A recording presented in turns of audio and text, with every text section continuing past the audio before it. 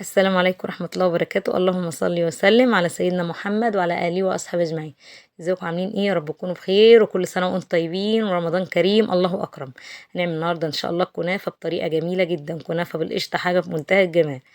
طبعا قبل أي حاجة ما تنسوناش بدعوة حلوة من لكم الجميلة، وما تنسوناش باللايك والاشتراك وتفعلوا الجرس كده عشان يوصل لكم كل جديد من أنا وبناتي. أول حاجة نزلت بيها كده في الجزرونة كده كوبايتين من السكر، وهحط عليهم كوباية ونص من المية. بنفس الكوباية اللي حطينا بيها السكر هنحط بيها المية. طبعا الكنافة بتحب الشربات بتاعها تقيل وبارد. خلاص، هنعمله هو أول حاجة قبل ما نشتغل في الكنافة. وحطيت نص عصرة ليمونة، وهحط باكت من الفانيليا، وهقلبهم كده تقليب بسيط عشان السكر بس ما يركنش مننا في جناب الجزرونة كده ويسكر مننا. نخلي بالنا من النقطة دي. وهرفعهم على النار لمدة 10 دقايق وهندفع عليهم.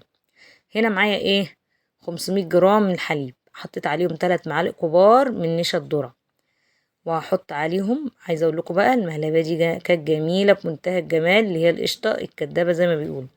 وحطيت معلقه واحده من السكر، وهحط بقى حاجه تعزز الطعم كده وتخليها، يعني مش قادره اقول لكم جميله جدا. حطيت معلقتين من اللبن البودر، وهحط باكت كده من الفانيليا. كانت جميلة جدا يعني بسم الله ما شاء الله. ويعني لو انت بقى ما عندكيش بقى قشطة لباني، قشطة من وش الحليب، اعملي الطريقة دي وان شاء الله هتعجبكم جدا جدا. قلبتهم كده بالشكل ده. هحط بقى الحاجة بقى اللي هتخليها بقى بصراحة طعمها جميل جدا. انا حطيت معلقة واحدة من السكر. هكتفي بالشربات اللي احنا هنسقيها على الكنافة، ما كنتش عايزة احطها بصراحة، بس حطيتها يعني وخلاص. حطيت بقى معلقة اللي انا قلت لكم عليها، معلقة سمنة بلدي. وهقلب كده على النار كده، ونقلب على طول. طبعا قلبت كل حاجة على البارد قبل ما ارفعها على النار، وهقلب برضو ايدي فيها كده على طول وعلى نار متوسطة، بمعلقة بمضرب بأي حاجة لحد ما تديني القوام الكريم اللي انتوا شايفينه ده. كانت جميلة وكانت ريحتها جميلة وكان طعمها أجمل. أنا ما كانش عندي بصراحة قشطة، فحطيت معلقة من السمنة البلدي. بس عايزة أقول لكم حاجة بمنتهى الجمال، ومعلقتين اللبن البودر ودوها في حتة تانية بصراحة. طفيت عليها وغطيتها وسبتها، وهنشتغل في الكنافة. ده نص كيلو من الكنافة. طبعا جبته من بالليل وحطيته في الفريزر لحد ما جمد، عشان يعني يتفرون معايا بسهولة. فبيته من بالليل لحد الصبح واشتغلت فيها الصبح. هتتقطع معاكي بكل سهولة. بصراحة لما بتحط في الفريزر بتبقى سهلة جدا في تقطيعها، عما بتبقى صبحة ولسه جاية. خلصت كده النص كيلو اهو زي ما شفتوا اهو، فتفته خالص. جبت بقى الصينيه دي، الصينيه وسط، اللي هما ال3 صواني ببعض بتوع البيتزا او البسبوسه دي، اللي هي الوسط. انا هشتغل فيها.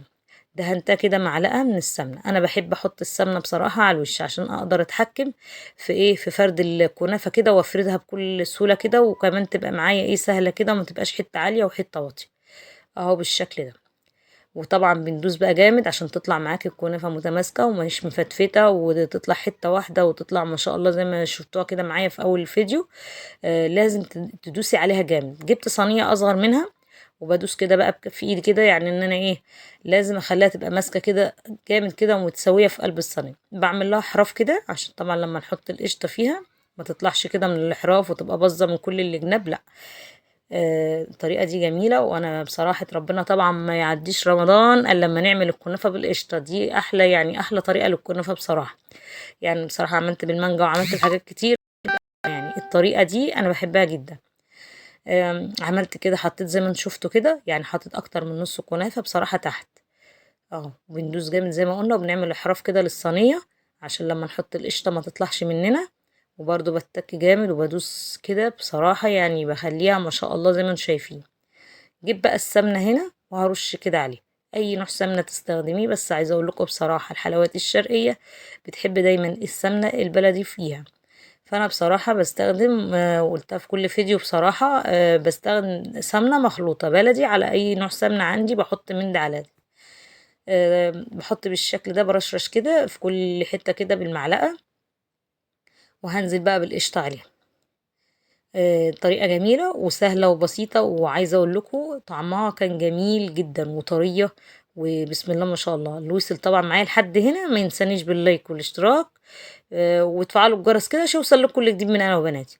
نزلت كده شفتوها عاملة ازاي؟ اللهم بارك، جميلة جدا. وطبقتها كانت حلوة، لا هي عالية قوي ولا هي واطية قوي، كانت بسم الله ما شاء الله اللهم بارك مظبوطة جدا.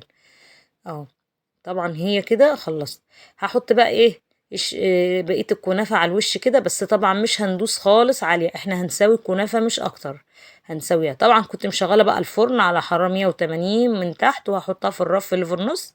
هتقعد معايا حوالي بالظبط كده، يعني بتاع حوالي نص ساعة او ساعة الا ربع بصراحة. وطبعا زي ما قلت على نار هادية عشان تستوي معانا الكنافة.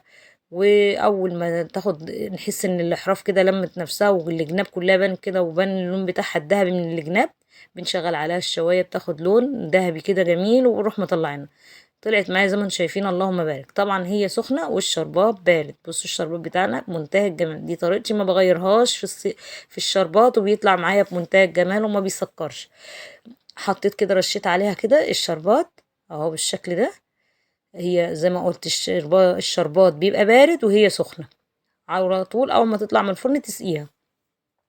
هقلبها معاكم وهي سخنة. طبعا كنت حطاها تحت صينية عشان طبعا المفرش ما يسيحش من السخونية، وقلبتها على صينية اكبر منها عشان اوريكم بس ايه من تحت عاملة ازاي. بصوا الجمال، اللهم بارك، لونها جميل جدا.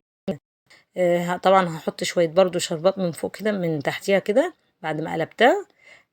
جميلة. طبعا كل واحد على حسب الشربات اللي بيحبه، هتكتري هتقللي هتزودي. طبعا الشربات اللي انا عملته ده عايزه اقول لكم انه فاض منه شويه. حطيت بقى بصراحه ربنا الحاجه المتوفره عندي حطيتها، يعني اي حاجه بقى عندك كده هتزوقي بيها تدي شكل مش اكتر. انا حطيت شويه من جوز الهند، وحطيت واحده من الكريز، وكان عندي كاجو كده، حطيت من كل واحده كام واحده كده، ان انا بس يعني اديها شكل مش اكتر. فيعني مش شرط بصراحة ربنا المكسرات ولا الحاجات دي، اهم حاجة تكون الحاجة حلوة. بس طبعا يعني حاجة للتقديم او هتقدميها بتبقي انت عايزة تعملي احسن حاجة، وربنا يحسن ما بين ايديكم. وطبعا كل سنة وانتم طيبين، ويا رب يكون الفيديو عجبكم، يكون طبعا الكنافة عجبتكم. طبعا احنا خلاص كل سنة وانتم طيبين، خلاص رمضان قرب يمشي. طبعا ايام جميلة، ايام ما تعوضش والله بجد. الواحد زعلان جدا والله، ايام كلها خير وبركة. وطبعا ربنا يتقبل منكم صيامكم وصلاتكم ودعاتكم وقرآنكم يا رب العالمين. وكده ويستجاب منكم كده كل الدعاء، ويرزقنا يا رب كده من حيث لا نعلم يا رب. هنا بقى قطعت حتة كده منها، بصوا بتتقطع بكل سهولة عشان هي طرية، واللهم بارك جميلة جدا. طبعا يعني بسم الله ما شاء الله، الكريمة فيها جميلة، وكل حاجة عايزة اقول لكم بصراحة جميلة واقتصادية. يعني احنا ما كلفتناش كتير بصراحة، لو هنشتريها من بره هتبقى اغلى من كده. لا كل حاجة الحمد لله بسيطة فيها، وطلعت منتهى الجمال. يا رب يكون الفيديو عجبكم، وما تنسونيش بلايك واشتراك كده وتفعلوا الجرس كده عشان يوصل كل جديد من انا وبناتي. طبعا هنا كنا فطرنا بقى، كان بعد الفطار وقلنا ندوق بقى معاكم ونوريكم الجمال ده اتعمل ازاي بطريقة سهلة جدا. بتمنى ان انتوا تجربوها، ان شاء الله تعجبكم. طبعا خلاص الكنافة رمضان ماشي، نلحق نودع الكنافة والحاجات دي عشان نخش بقى على الحاجات الجاية ان شاء الله. واي حد عايز اي حاجة يكتب لي في التعليقات، وان شاء الله احنا مكملين مع بعض كل وصفات رمضان ووصفات العيد بإذن الله. ربنا يدينا ويديكم طول العمر يا احلى اخوات في الدنيا. مع الف سلامة، اشوفكم